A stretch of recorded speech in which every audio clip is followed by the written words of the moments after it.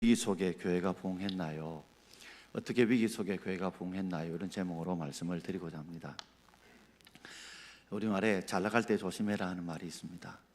일어선 자는 넘어질까 조심해라는 말이 있듯이 목회도 그렇고 우리의 삶도 그렇듯이 생각지 않는 마치 항해를 하다 보면 암초에 배가 걸릴 때가 있고 걸린 거로 그치지 않고 어떤 데는 그 암초 때문에 배가 파손될 위기도 올 때가 있습니다. 그처럼 이 초대교회도 교회가 계속 성장을 하다가 생각지 않는 암초를 만나게 되었습니다. 자, 오늘 1절 말씀을 우리 같이 한번 읽어보겠습니다. 그때 제자가 더 많아졌는데 헬라파 유대인들이 자기의 갑오들이 매일의 구제에 빠짐으로 히브리파 사람을 원망하니 그랬습니다. 그때에 어느 때일까요?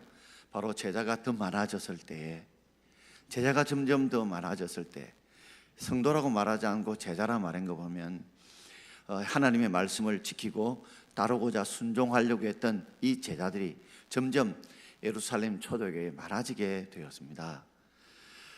그러다 보니까 이 교회 안에 이런저런 여러 부류의 사람들이, 여러 다양한 직업군들이, 각 계층의 사람들이 교회를 오다 보니 생각지 않게 이제 작은 문제가 하나 생기게 되었습니다. 바로 헬라파 유대인과 그리고 히브리파 유대인 사이에 갈등이 있게 되었습니다. 왜 유대인은 유대인이지 헬라파 유대인은 뭐고 히브리파 유대인은 뭐냐? 헬라파 유대인들은 당시에 바벨론의 포로 생활을 잡혀갔을 때, 그때 바벨론과 각기 흩어졌던 사람들입니다. 그런데 그들이 당시에는 이 아람어, 즉 히브리어 다음에 아람어를 썼는데, 그들이 흩어져 나가 있을 때에 알렉산더 대왕이 헬라 제국을 세우면서 마치 지금 영어처럼 그 주위를 헬라어를 쓰는 민족들이 많아지게 되었습니다. 그러다 보니까 흩어져 있던 유대인들 중에 헬라 문화권 속에서 헬라어를 쓰는 유대인들이 있었다는 말이죠.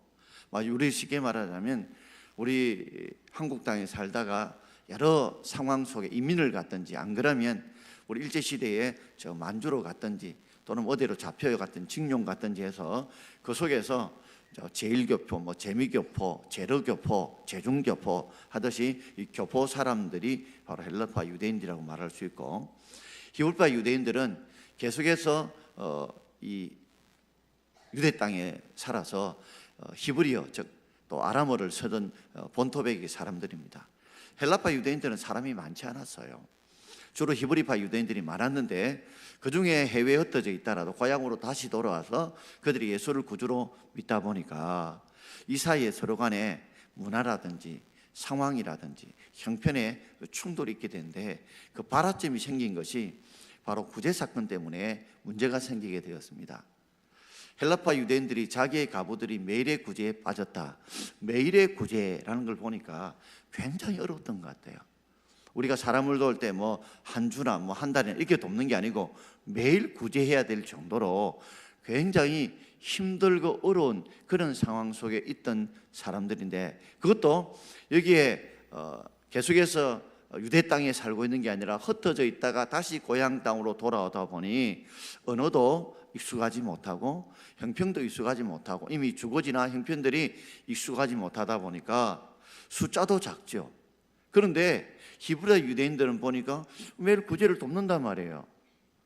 그래 보니까 우리는 소수고 힘이 없다 보니, 약하다 보니 이렇게 구제에 빠지는구나. 특별히 홀로 사는 여인들, 남편이 없이, 벌어주는 돈이 없이 혼자 빡빡하게 매일의 구제사에게 도움을 받아야 되는 사람이니까 더더욱더 힘이 들다 보니까 그 문제가 마치 작은 불씨처럼 발화가 생기게 되어진 것입니다.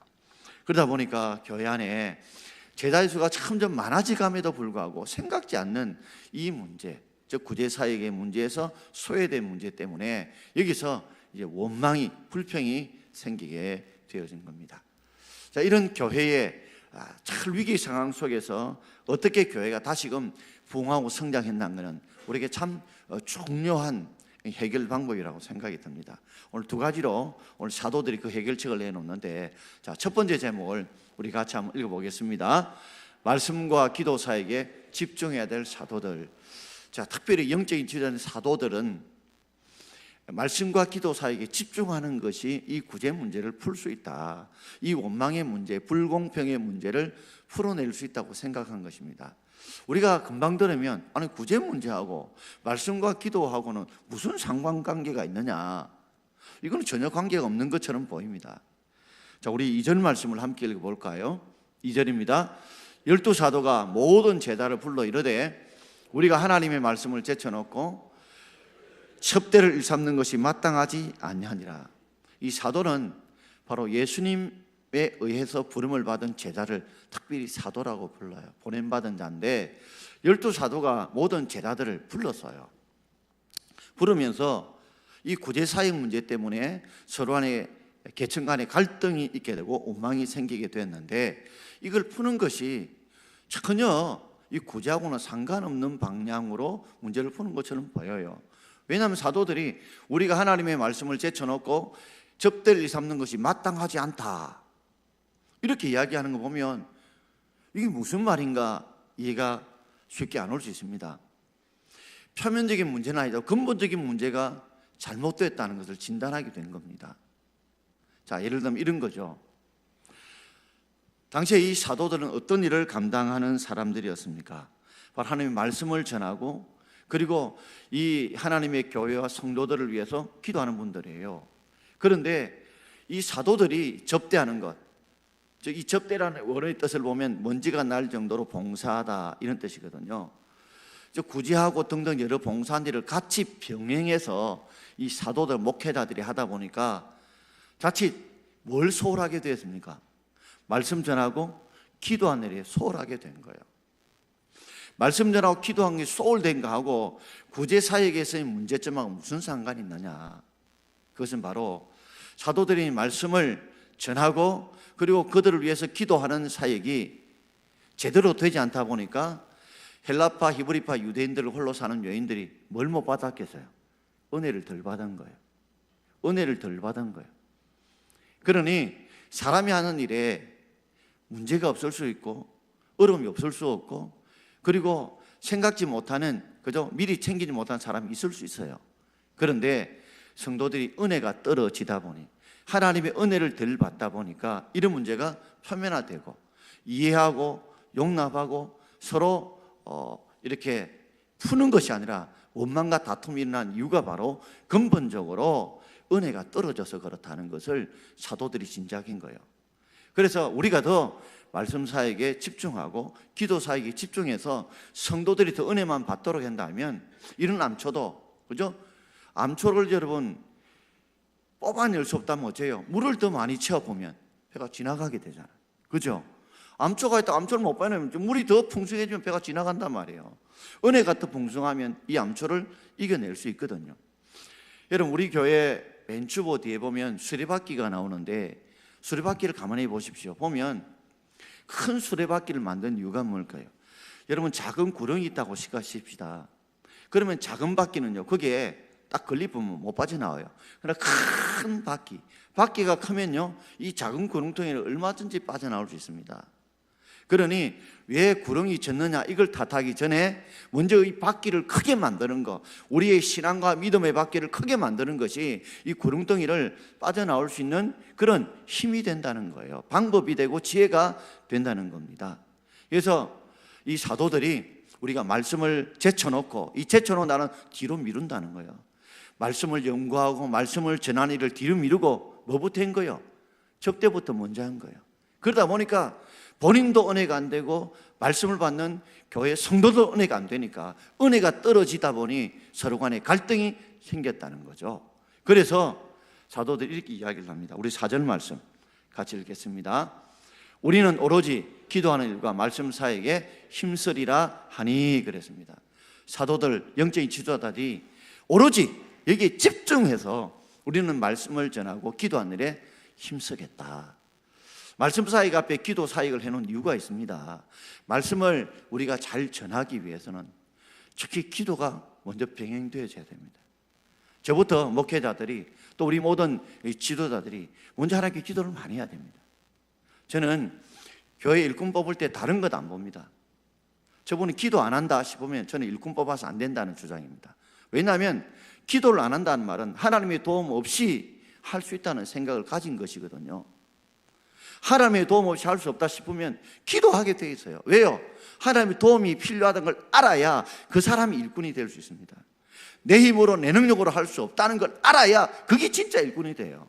그런데 내 인간의 지식이나 지혜나 돈으로 내가 일꾼을 한다, 틀림없이 넘어지고 자빠지고 오히려 그거는 일꾼이 아니라 말꾼이요, 그리고 사람들에게 싸움꾼이 될 가망성이 더 많아요.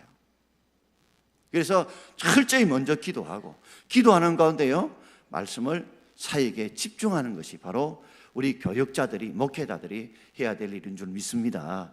그러므로 정말 우리 성도에게 정중하게 부탁을 드립니다. 우리 목회자들이 말씀 기도 사역과 말씀 사역에 집중할 수 있도록 여러분들이 도와주시길 바랍니다. 차량 운전 등등 있으면 자꾸만 교역자들이 부탁하지 말고 여러분들이 각 주일학교나 전도에서 여러분 주위의 다른 분들에게 좀 도움을 요청하시면 좋겠어요.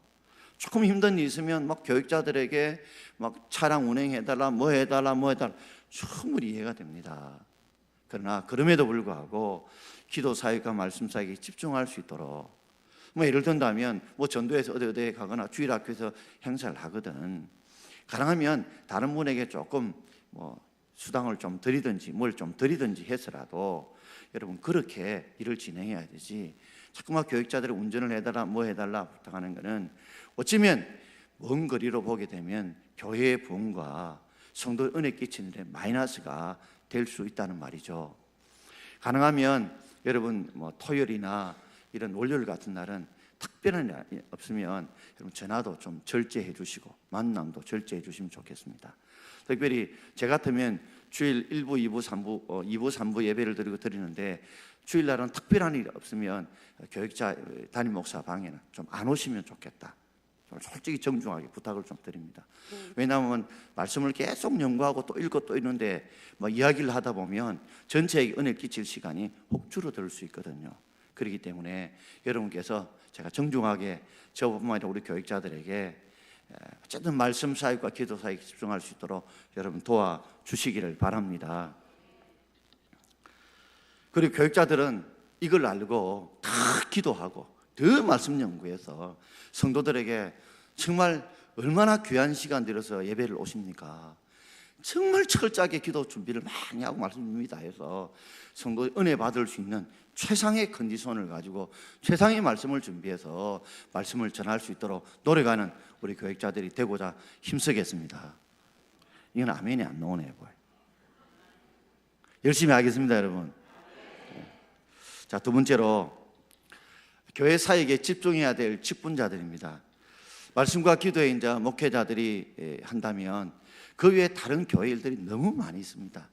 저는 식당에서 음식을 만들어주시는 1월 달에 봉사하시는 분들 얼마나 추운 날에, 어제 토요일 날 보니까 어느 권사님이 추워 보여요. 그래서 어디 아프십니까 하니까 식당이 너무 춥대요. 그래서 마음이 좀 찡하더라고요. 식당에서 찬물에 여러 가지 음식을 만드시는 우리 봉사팀장 권사님, 수고하는 우리 권사님들, 또 설거지 하시는 우리 집사님들, 전도회들 너무 고맙고 감사하고, 또 우리 수요 전도에 애써 주시는 분들, 또 방송실에서 찬양팀으로 또 새가족을, 또 주일학교에서 여러 섬겨 주시는 분들, 또 이 주차를 담당하고 애써 주시는 여러분들께 진심으로 감사의 말씀을 드립니다. 교회는 말씀과 기도만 할 것이 아니라 해야 될 일들이 너무 많은데 정말 이 일을 위해서, 교회가 성수와 성장하기 위해서 필요한 것이 있다면 바로 일꾼들이 필요합니다. 오늘 6절 말씀을 같이 읽겠습니다. 6절입니다.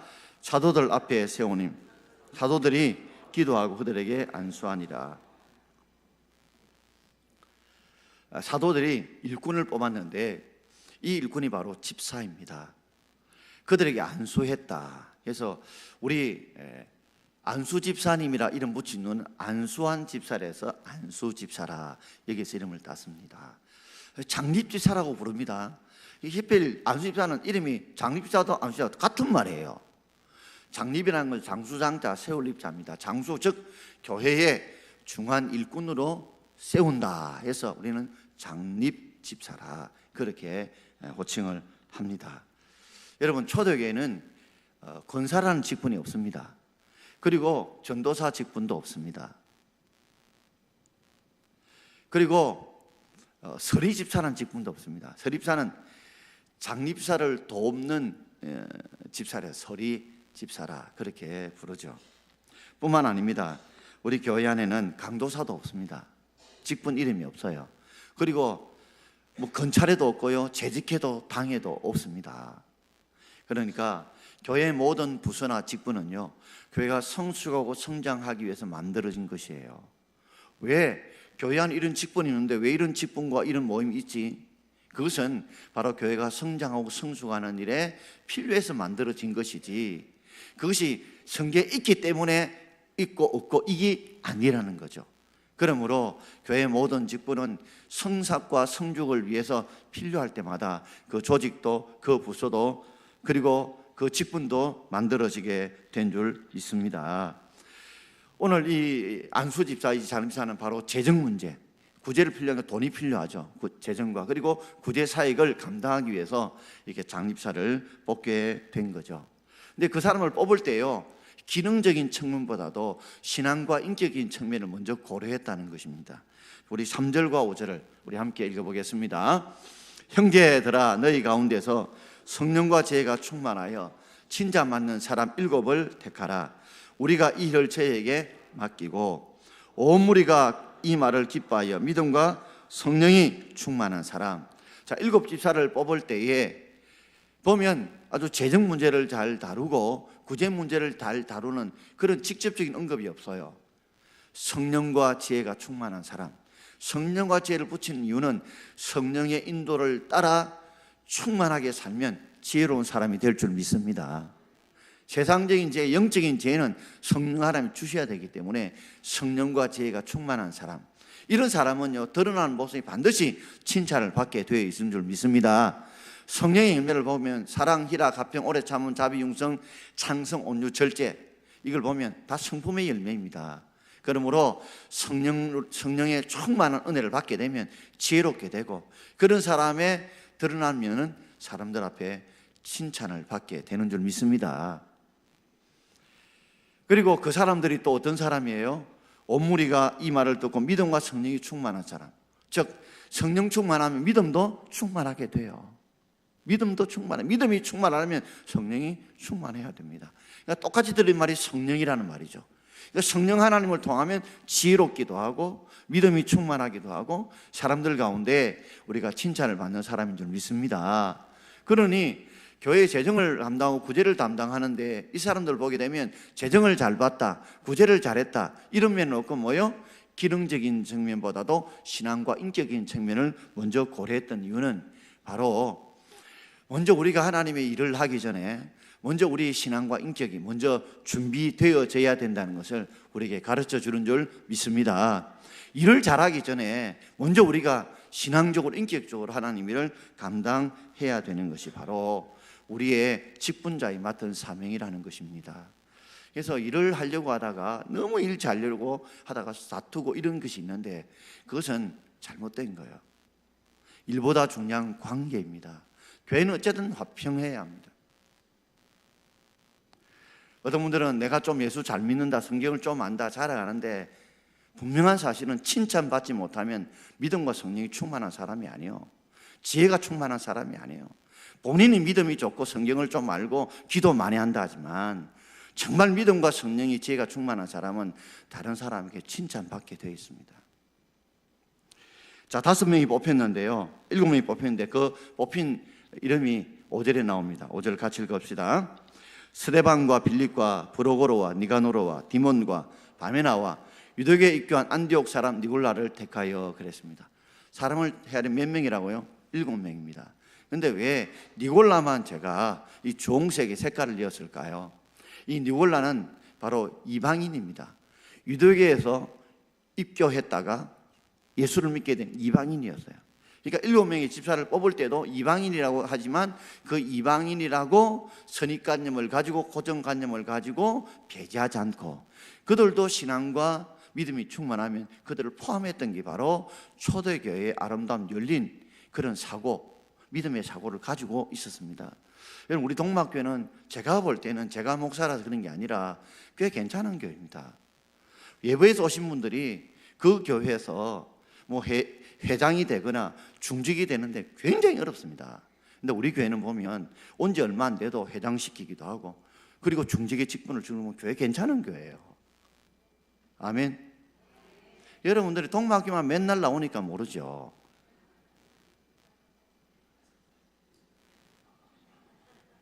그러면 또 목사님, 내가 다음 주는 결석하고 다른 교회 좀 갔다 와도 되겠습니까? 내가 이 말 하는 거 아닙니다, 여러분.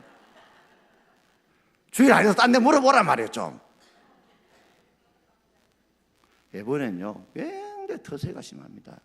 그분들이 그 전도에 가서 회장하려면요, 수년이 걸려야 돼요. 그래도 못하게 만들어요. 중직은요, 더더욱더 하기 힘듭니다. 근데 우리는 그런 터부심이 별로 없어요. 그런 면에서 교회가 괜찮은 교회인 줄 믿습니다. 예, 모르거든 주일은 교회 나오고 딴 데 평일날 물어보라고.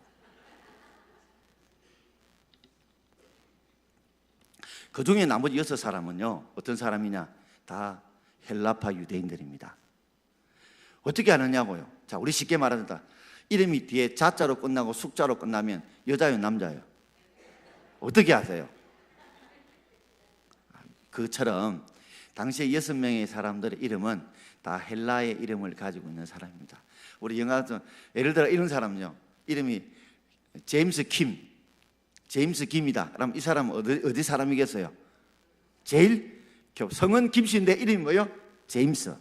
이라면 이 사람 재미교포구나 할 수 있어요. 이름을 보면 이 이름 자체가 뭐요? 6명은 다 헬라파 유대인들이었어요. 소수였지만 이분들이 믿음과 성령이 충만함을 알고 히브리파 유대인들이 그 사람을 세웠고, 또 이방인들도 믿음이 충만할 때 그런 사람을 뽑겠다는 걸 보면 참 초대교회가 왜 성장을 했는가, 문제가 생겼지만 그 문제의 원인이 사도들은 은혜가 부족해서 그렇다, 우리가 기도 사역 말씀에 부족해서 그렇다 해서 더 은혜를 끼치려고 애쓰고 그 역할을 감당하고, 이전에 이 모든 구제 사역까지도 12사도가 감당한 것이 아니라 이제는 일을 할 수 있는 50부장, 100부장, 10부장, 1000부장을 만든 것처럼 일을 잘할 수 있는 평신도 일꾼들을 세워서 각자의 뭐요? 역할 분담을 다하면서 서로 뭐요? 연합하고. 따라합시다. 역할 분담과 연합.